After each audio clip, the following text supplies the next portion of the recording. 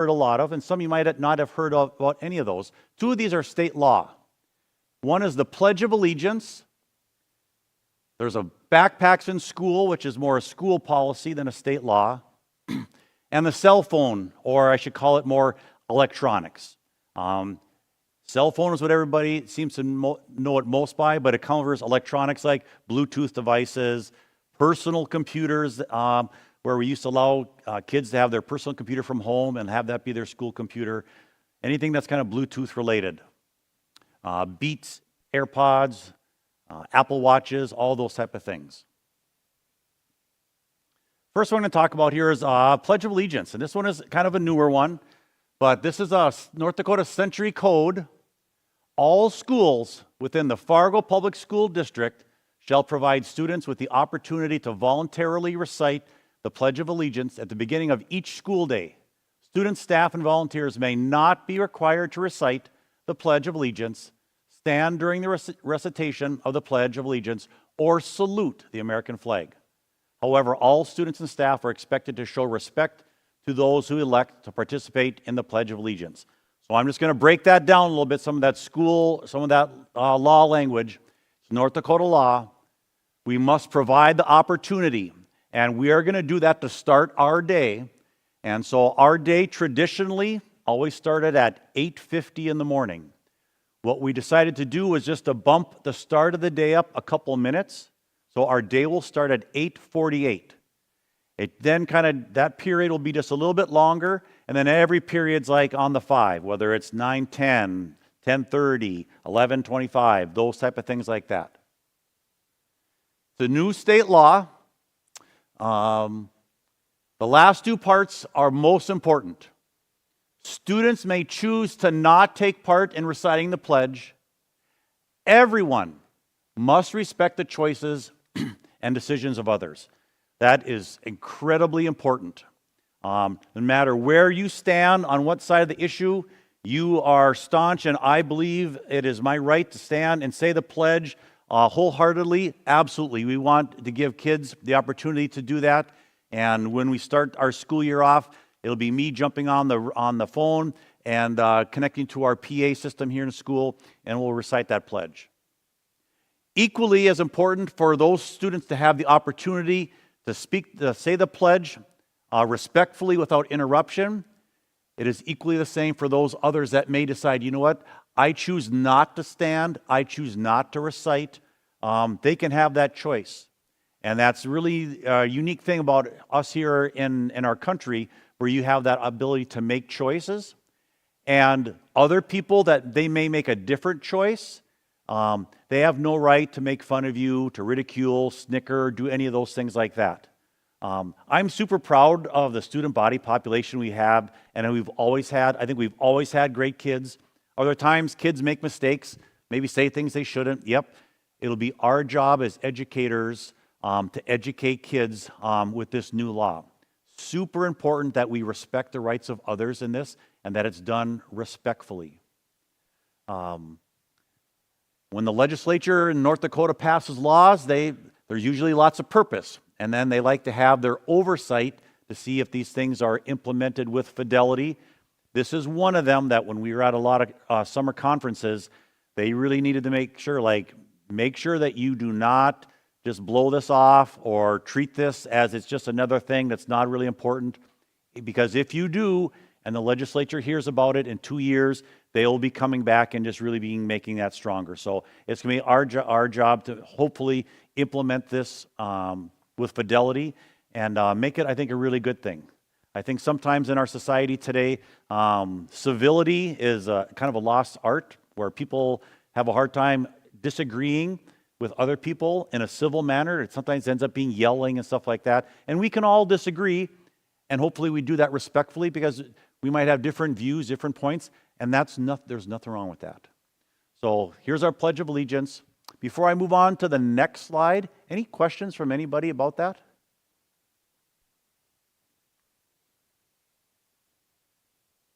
Yes.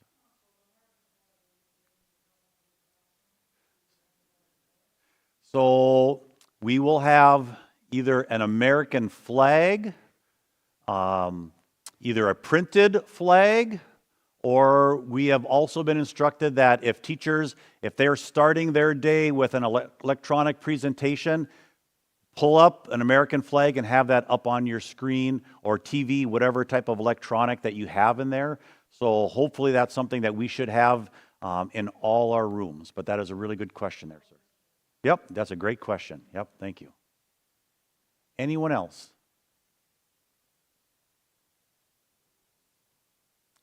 All right, moving on. Next one. Backpacks.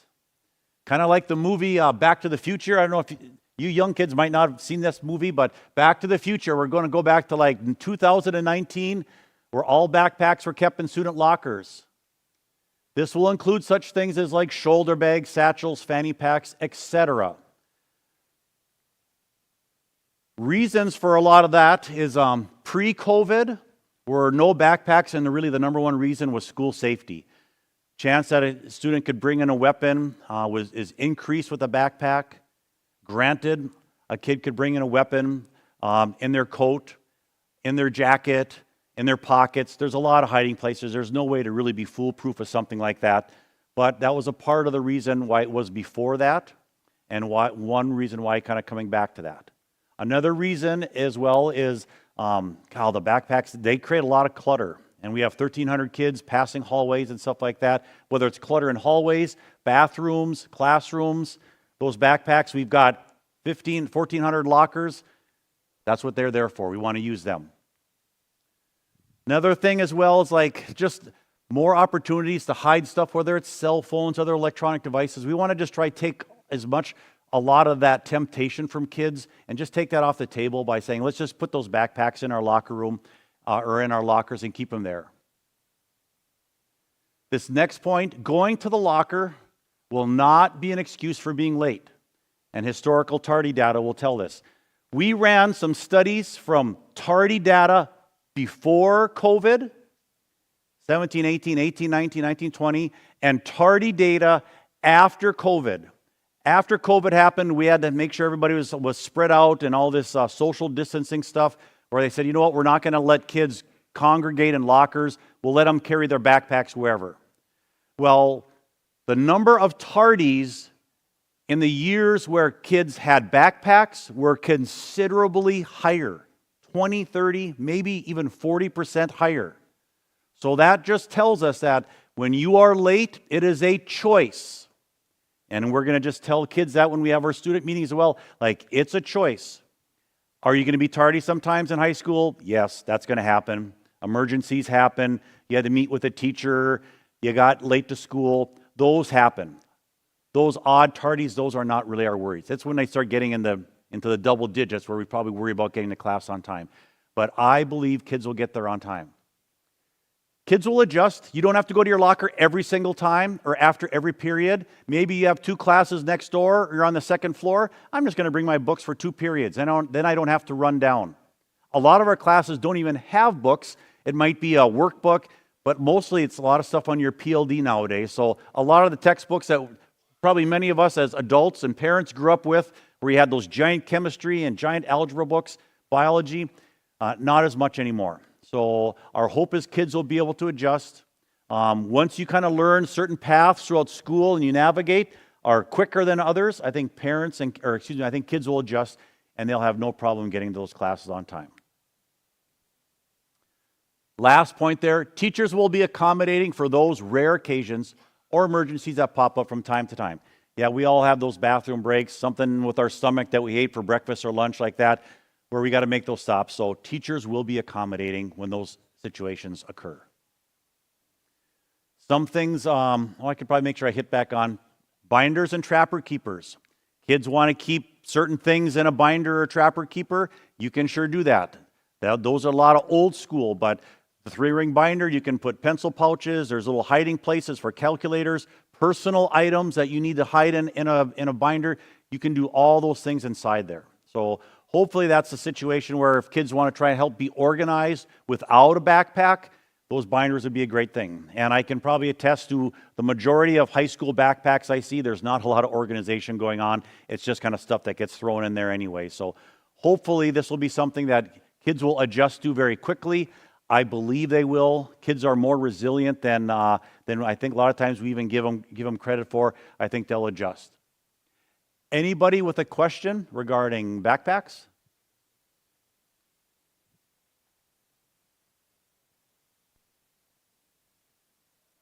All right. Moving on. Next one, North Dakota state law, personal electronic device, or sometimes the cell phone bill. It's AP 4263. You can look all that stuff up if you like. All electronic devices, smartwatches, Nintendo Switch, personal computers, Bluetooth devices must be kept at home or in their locker. Kids drive, you want to keep them in your car, you can certainly do that. I just wouldn't advise it during the wintertime, but as long as they're not on you, find a good place, hiding place for them in school. Exceptions. Medical need is an exception. It is a very limited exception, but there is one granted by the legislature in some occasions. Needing to communicate with parents is not a medical need.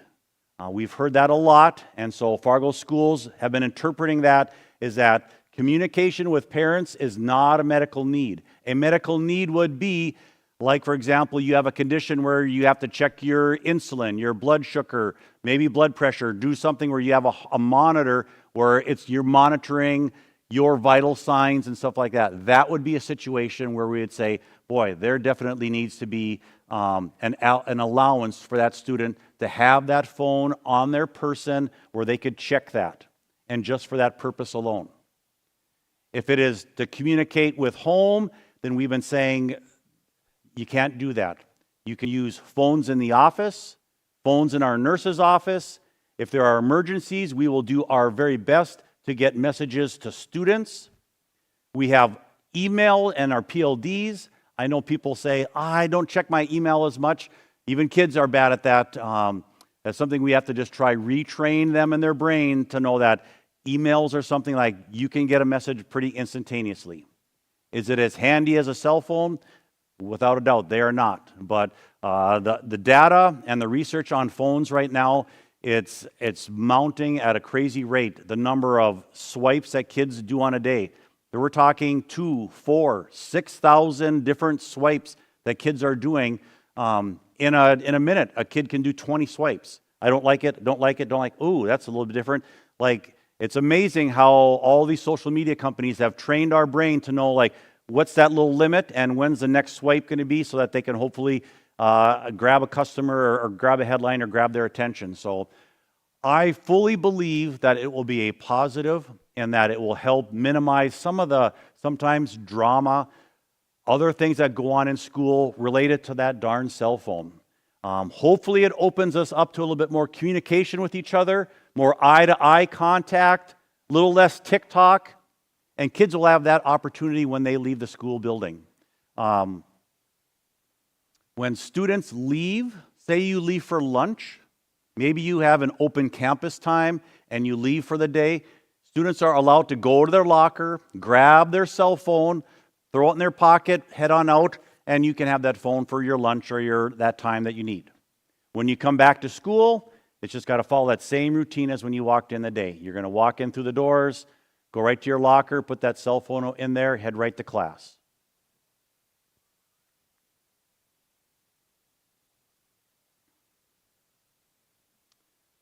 So, there are lots of different schools with different processes where, like, well, what happens? What if you get caught with your cell phone? That's kind of a big question I've heard from lots of students, and we had orientation and other stuff.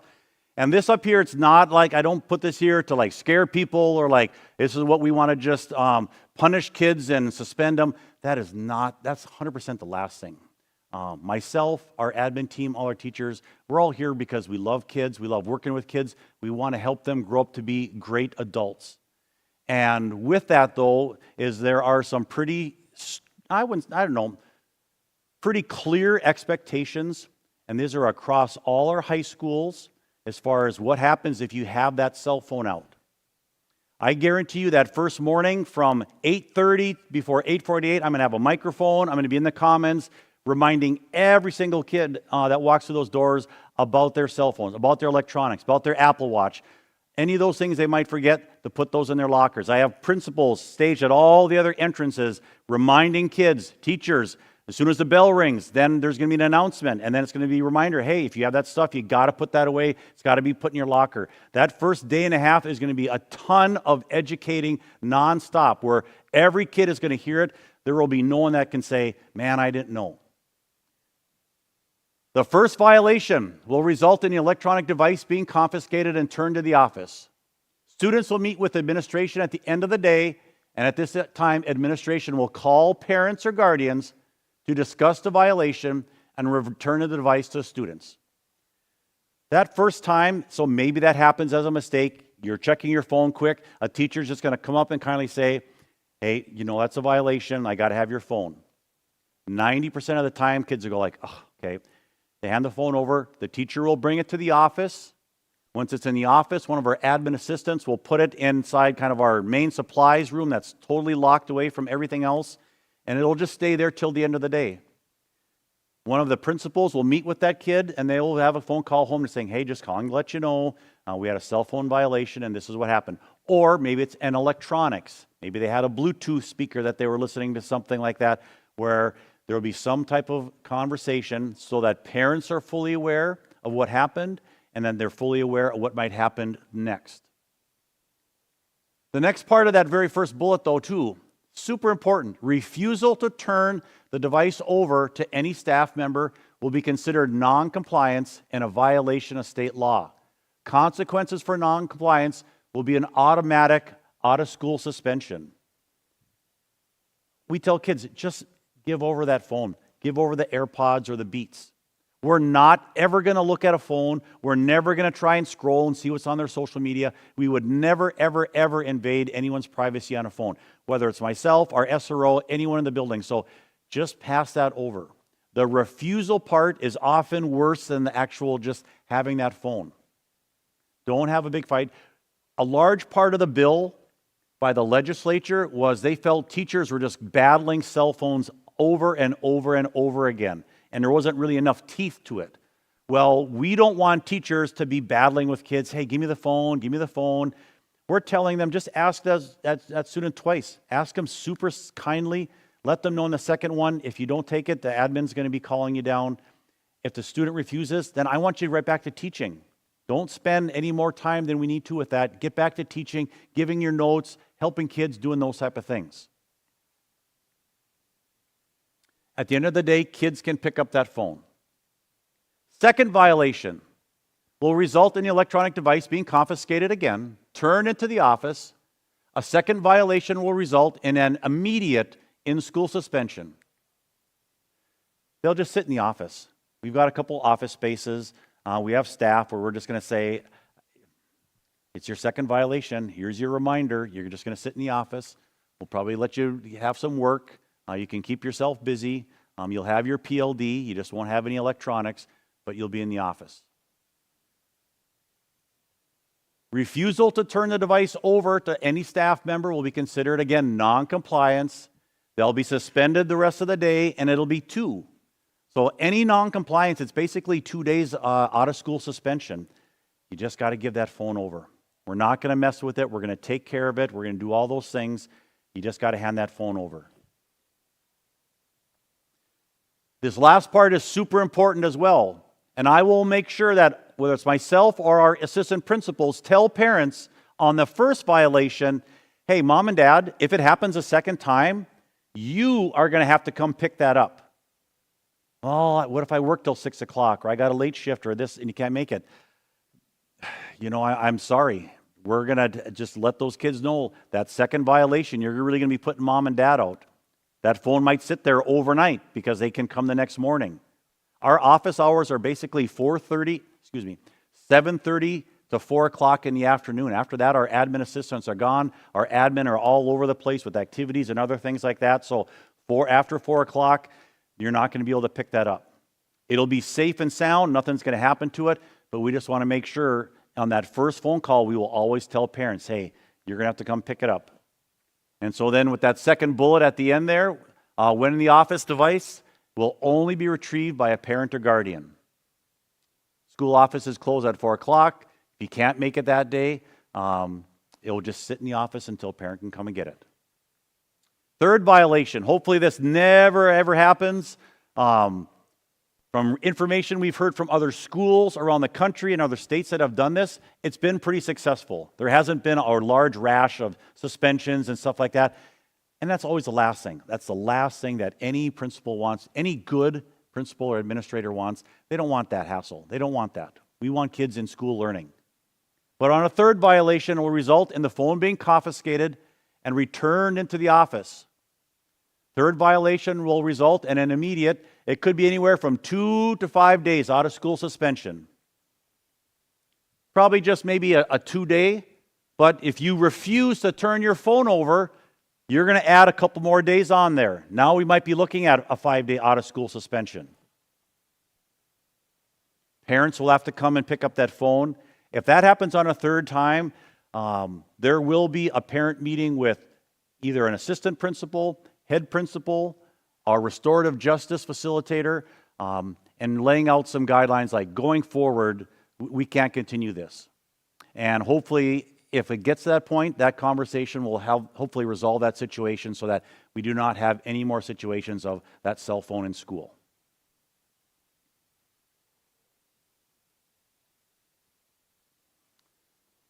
That's that last slide right there. Now, I know there has to be some questions around the cell phone, electronic devices. Anybody have any questions regarding that?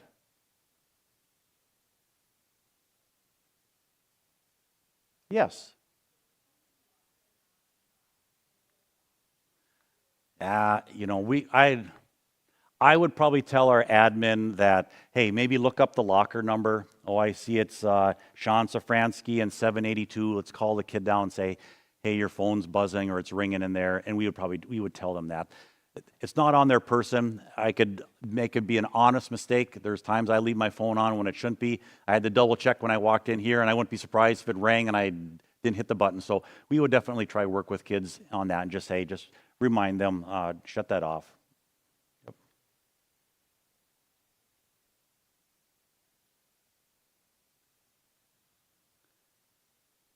Well, the last thing, these changes will certainly take everyone some time to adjust.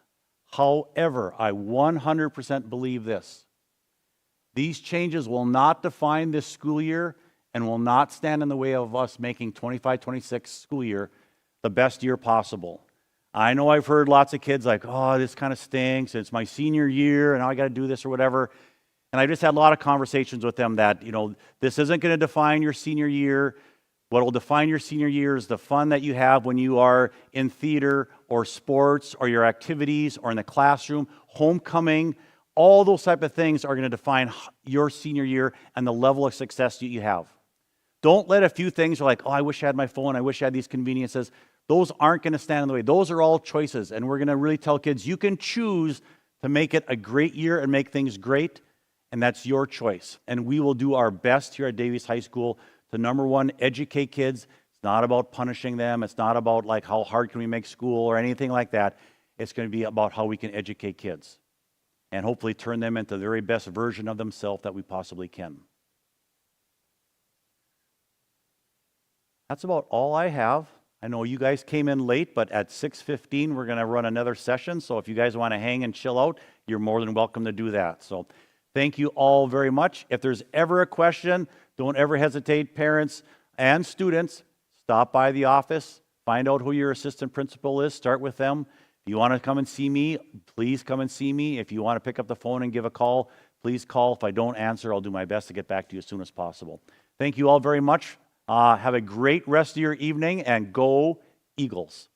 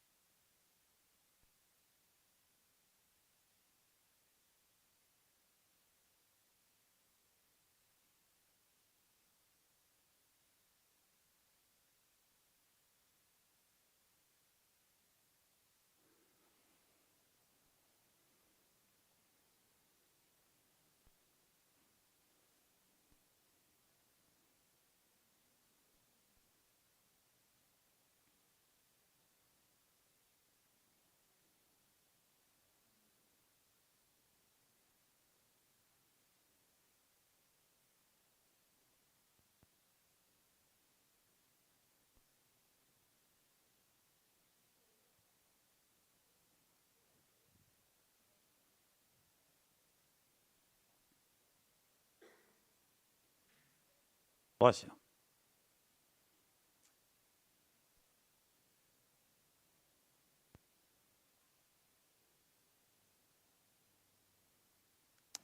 All right, I think we'll get started. Good evening, everyone. Welcome to Davies High School. My name is Sean Safransky. I am the principal here at Davies High School. Some of you might know, some might not, but I was an assistant principal here for 12 years prior. Mr. Cody left us this spring, and I was super fortunate enough to get this position here. It's a dream job. I love Davies High School. I believe we have, without a doubt, probably the best staff from top to bottom here anywhere in the state, as far as just the quality of teachers, the quality of custodians, the quality of paras, the quality of counselors, attendance, like you name it. We have just a great building.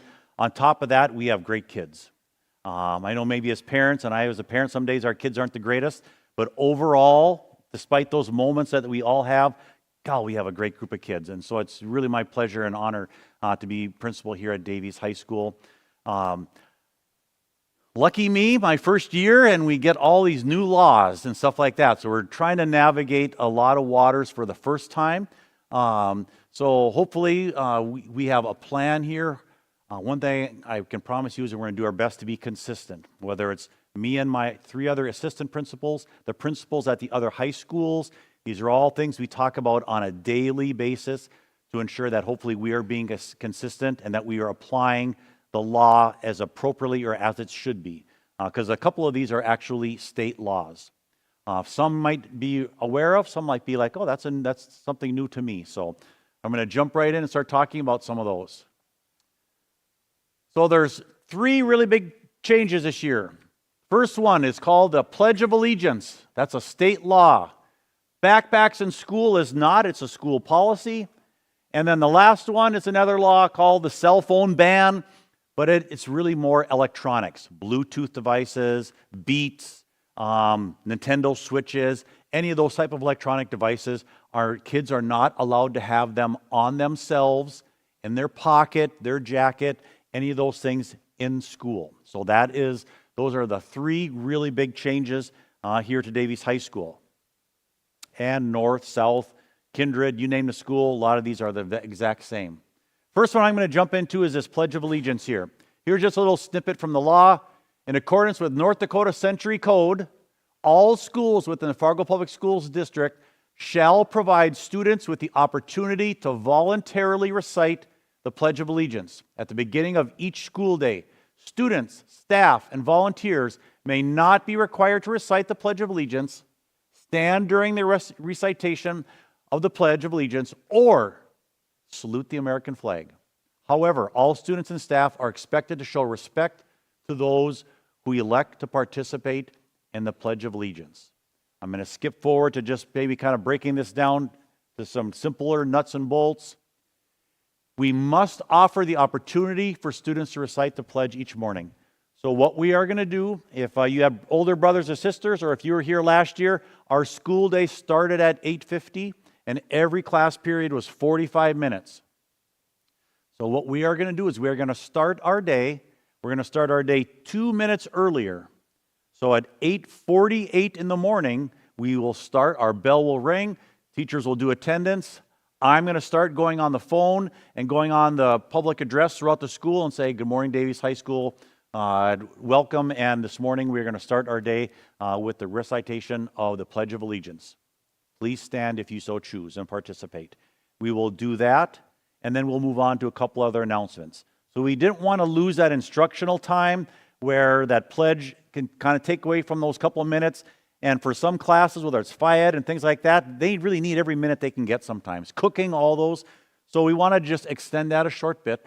And that'll be a tiny adjustment for kids, but I think they'll get over that. Or they'll adjust. This is now a state law that we must all follow through with fidelity. Yes, sir. Go ahead. You know what? I can jump in. I'll go right ahead. You.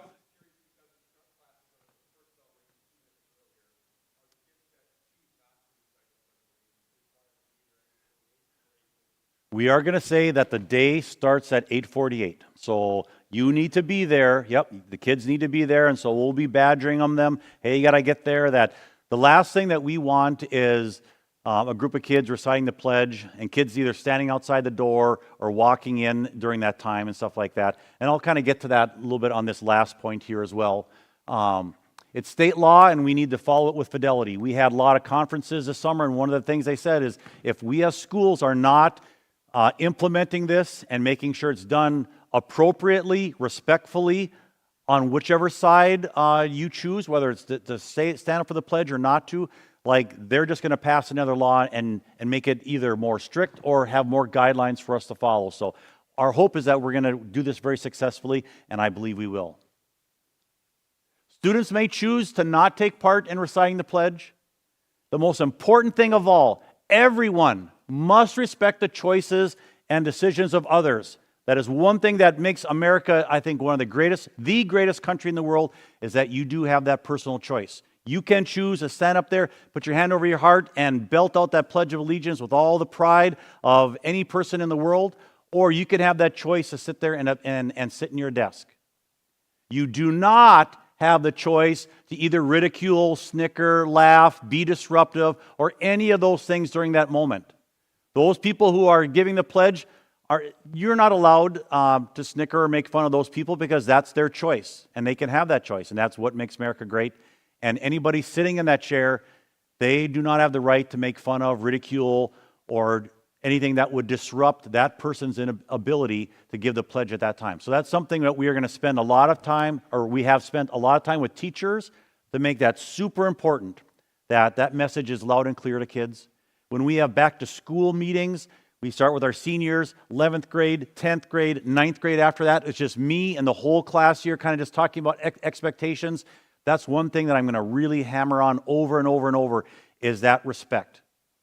It's like you turn on the news, you watch a little politics, you see what's going on. You know, we're not always living in a real civil world, and the ability to argue is kind of a lost art. And I love a good argument. I just don't like it getting yelling and people kind of going over the top, which you see a lot on TV. We can respect other people's choices in a manner where I'm going to respect them for the choice they make, and hopefully they respect me for the choice that I make. And I think this will be a really good thing for kids. So this is state law, North Dakota, the Pledge of Allegiance. Any other questions from anyone else that they might have?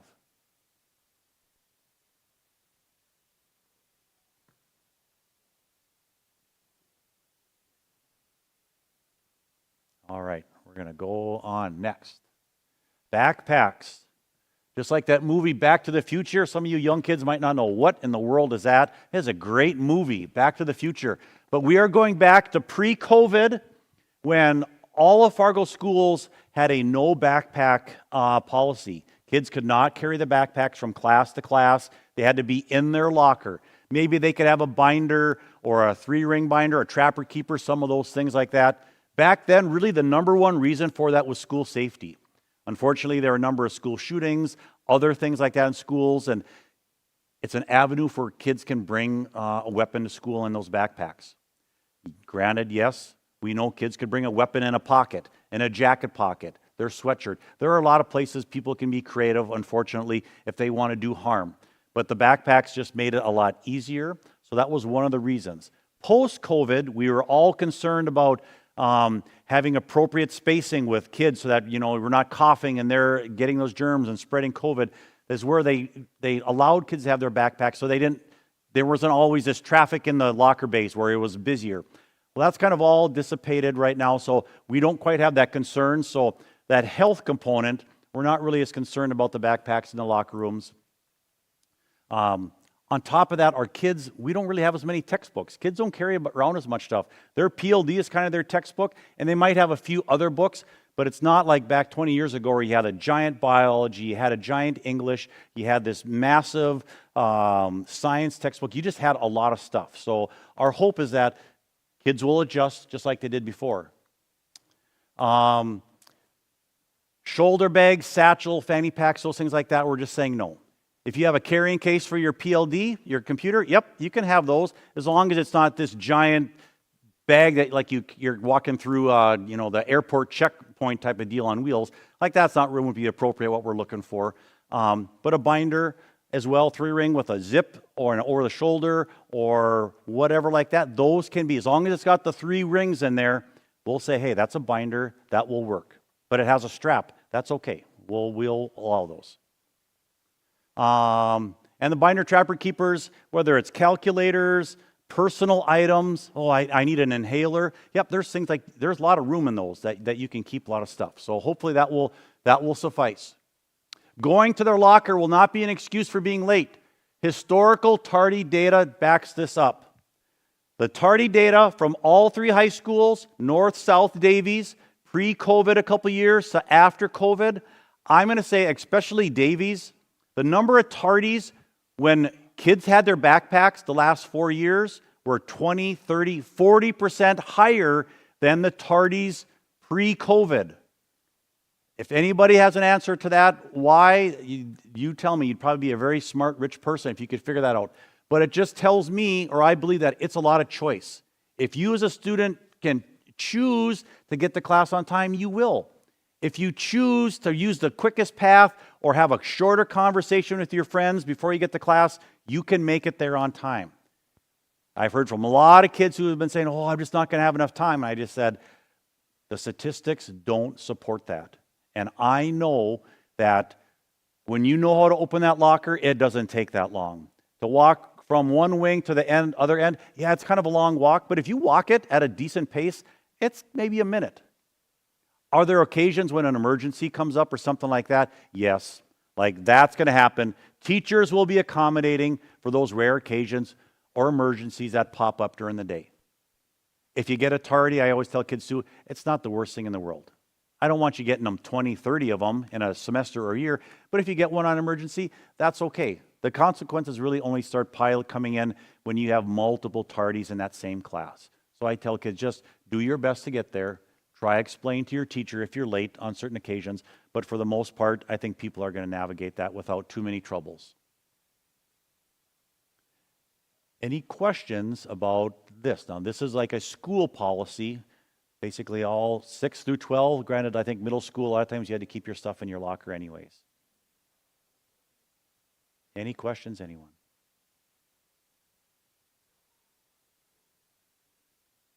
All right, well, we're going to go right to, my bad, backwards, nope.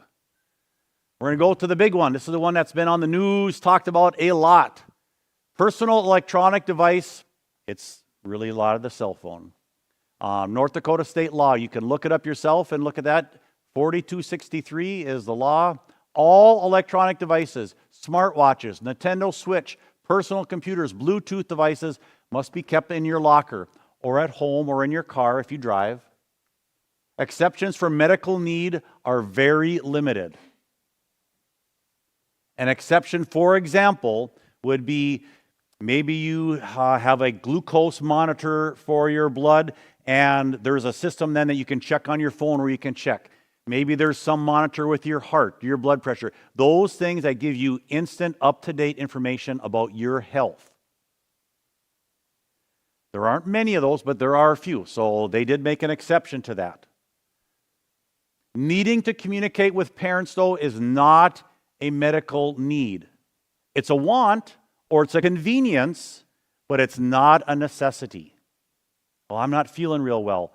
You can always email mom and dad. And I think as a society, we maybe need to get back to just checking our emails a little bit quicker. I know students are not always notoriously the best for that, but checking your email, it's as instantaneous as a text. It just might not be as convenient, but email is a great way to communicate. We have phones throughout the building. If a student needs to make a private phone call to home because something happened, I'll let them use my office. I'll clear my desk and let them have that phone if it needs to be all by themselves. Mom and dad need to give a private message to their son. Something happened with, back home or a relative or some bad news. Yeah, we'll have a counselor. We'll have somebody walk and get that student and say, hey, there's a message from mom or dad. Why don't you go take that here in the office? Probably a better situation to read something maybe that could be tragic in an office, in a space like that, rather than in a classroom or a hallway where there's lots of people around. So we will do our best to come up with ways to get around that communication piece. And I don't want to sound like old fuddy-duddy, but Like, God, we were all there years ago as well, and I think we are able to navigate with those old phones on the wall, and I know kids will too. A number of states have implemented this no cell phone or no electronics bill. They've done it with really good success. They've a lot of conversation about, yeah, it took a little of adjusting, but in no time, kids really, they figured out. Kids are so much more resilient than any one of us ever give them credit for, and I know that they'll be resilient, and they'll get over this. When they walk out the door, they're going to be racing to their cars and on that phone, I can probably bet. Or if they have an opener or lunch, they can go outside and check their phones. They'll go to their locker, grab their phone. We're going to say just put it in your pocket, walk outside. The moment you get out the door, you can scroll and do all you want on there. When you come back in, phone's in your pocket, walk right to your locker, put it back in there, lock it, and you can do that. So kids can have some of that access very short, but I believe the research that is out there recently, and it is mounting, that all this cell phone stuff with kids and the social media and the swipes, I mean, there's research about how kids are swiping on their phone 2, 4, 5,000 times a day. You think of how many times you could swipe doing 5 seconds a time, and kids even do that more. 5 seconds is a slow swipe. That's 1, 2, 3, 4, 5. Kids nowadays, the second they see it, if they don't like it, it's automatic. So health-wise, focus-wise, our number one job here at schools is to educate kids. And we think by trying to take some of that distraction away, worrying about who's going to be texting them, who's messaging them, what's going on at Cheyenne High School or something else in the world, we can put that on pause for a little bit. And I think our kids will be all much better for it. A big part of that, the law too, is just teachers having to manage that. 25 kids, cell phones, pinging, all this stuff like that. It's a difficult job. So the hope is to really try take this off teachers' plates, put it more on administrators to try administer that and help educate kids, communicate to parents. So hopefully it's something parents or that teachers don't have to deal with. I'm super confident that it will go well. Now, this is the other part I hear from a lot of kids and that I've talked with last week. Oh, what's the consequence could it be? What's going to happen? There's a lot of different school districts going a different route. And so Fargo schools are 3 high schools, counting Dakota as well as a 4th. We are all on board. This is a hopefully simple, but it's a policy that we are all going to be as consistent as possible. So Davies isn't coming down hard on kids when North High lets kids have their phones and they don't do stuff like that. We talk every single day about all this cell phone and electronic stuff. So I'm going to share that with you, not to scare oh, Safransky, the new guy, he's really a tough guy. No, we're just trying to do it so we're totally transparent and people know what the expectations are. Very first one. First violation result in an electronic device being confiscated and turned into the office.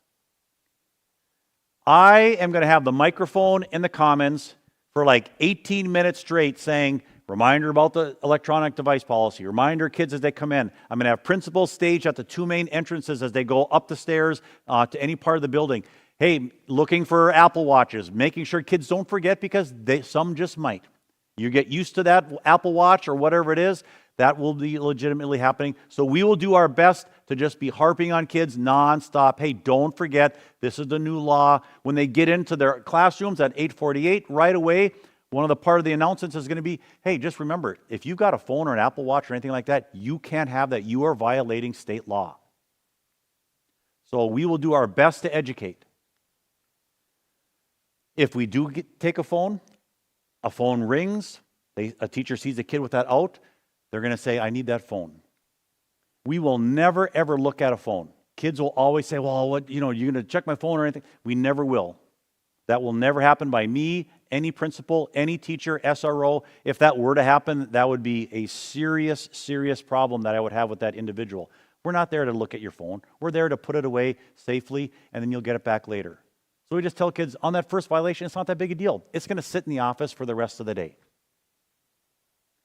The big issue for kids, though, is if they refuse to turn the device over to any staff member, it will be considered non-compliance.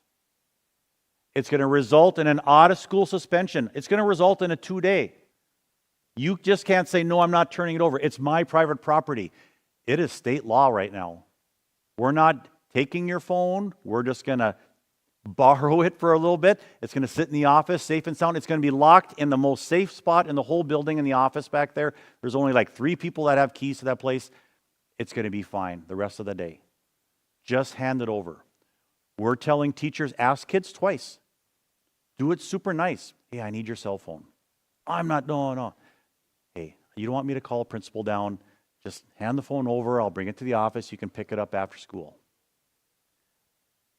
After that second time, we're telling teachers, you start teaching.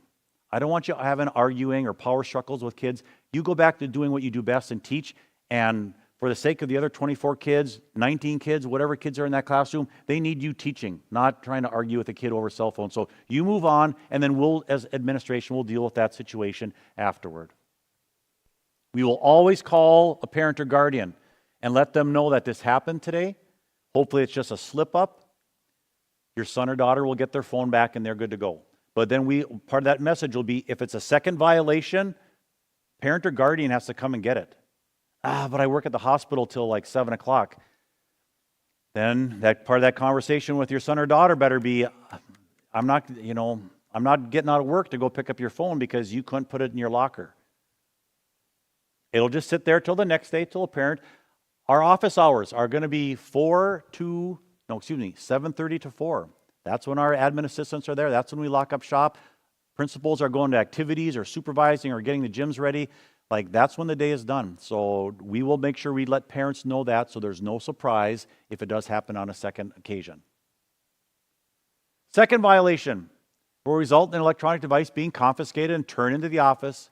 A second violation will result in an immediate in-school suspension. You're just going to sit in the office with me, one of the other principals. Whether it's period 2, period 5, you'll sit there. You'll have your PLD.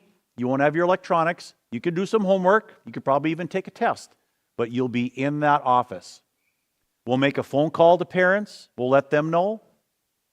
We'll let parents know about the suspension. They're still eligible for activities. Doesn't mean that it doesn't prevent you from practicing or doing your after-school activities. We'll let parents know that they got to come pick it up.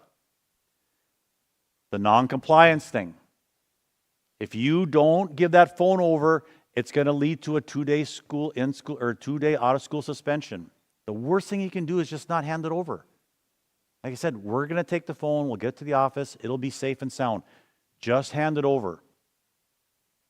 School offices, again, close at 4. Third violation. Our hope is that this never happens. We don't go into the business of administration to suspend kids.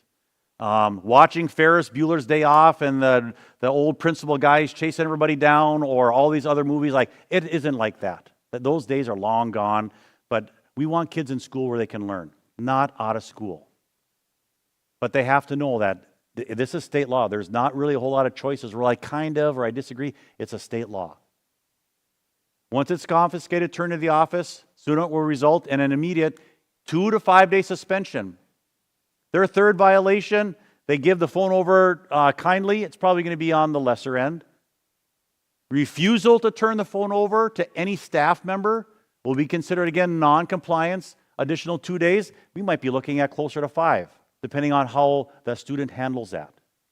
We are going to do our best to always handle that situation with dignity and respect for the students, to hopefully not escalate or create a situation where that kid's upset. Yeah, they're giving up their phone. They're probably going to be upset. But the idea, let's just get the phone handed over. We'll figure out the consequences. We'll move on.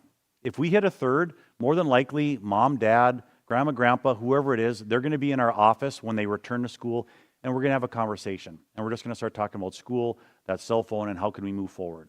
Because we can't continue the cycle where we're just looking at suspensions. That's not a good situation for anyone. The teachers don't want to do that. The proctors don't want to do that.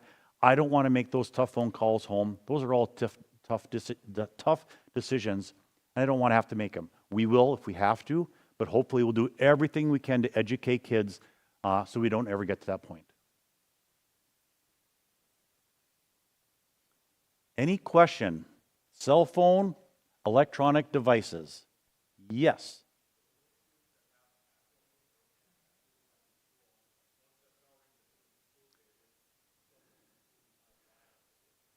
%. Yep, 100%. So I know kids have asked, like, well, I have period 7 off, and can I go sit in the training room, or if I want to go shoot some hoops or whatever like that, it's still got to be bell to bell.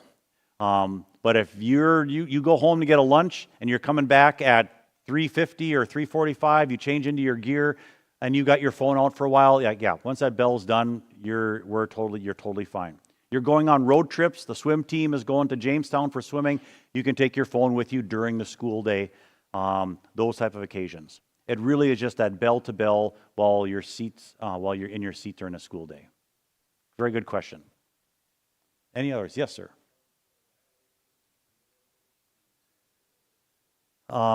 It's the school year. It's the school year, yep. So for some of our attendance stuff, we do a little bit semester by semester. This one is the school year. So we have just said this is state law, and this is one of those as well that when we did some principal trainings in the legislature, they were very clear that we as schools need to follow these laws with fidelity.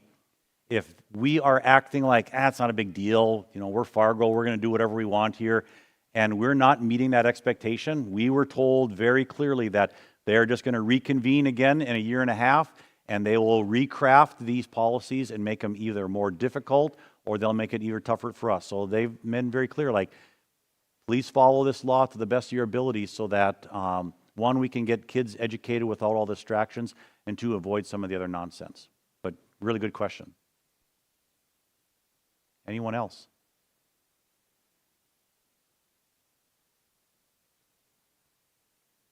All right. Well, there's been a lot of talk. These changes will certainly take everyone some time to adjust. But like I say, kids are super resilient. They will adjust fast. Probably a lot quicker than us as adults who have been kind of set in our ways. I guarantee kids will adjust super fast. These changes, though, will not define this school year and will not stand in the way of us making the 25-26 school year the best year possible. I've been telling kids this all the time. It is choice. You can choose to have a great senior year, or you can choose to kind of be unhappy about this. That's a choice. Choose to move past it. Have great conversations, eye to eye with your friends in the lunchroom. You can still tell jokes, do funny things, talk about what happened at practice, at TV, on the football game. You can do all those things. Talk about your fantasy football. You can still use your computer with tons of stuff. You can access music. It just has to be with a plug-in headphones, really old school, not Bluetooth. But if you're gaming or you're doing something, listening to Pandora on your computer, get an old set of headphones or a new one where you just plug in the jack and you can listen to music. If a teacher says no music, then what the teacher says, but it won't be that bad. I think kids will adapt, overcome, and it will be a great year. The fact that you don't have a cell phone won't pay any difference in how much fun you have at homecoming, how much you have with the vans, or the homecoming dance, or the speech competition, or any of the things you do. Those are all choices. You will do great things, and we will do our best as a staff to make sure that we make this year as great as possible despite some of these new changes. Yes, Riker.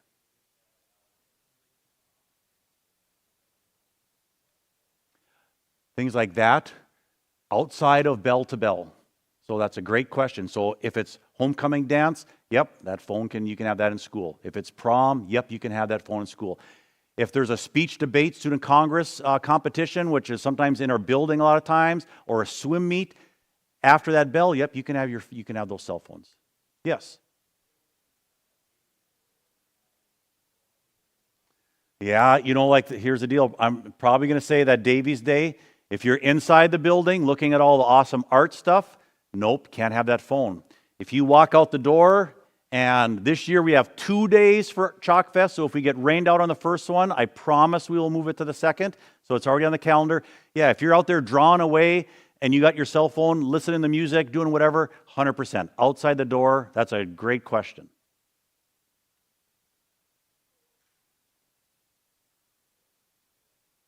All right. Super excited to see you all. Can't wait for Wednesday to roll around. Everybody have a great evening. Go Eagles.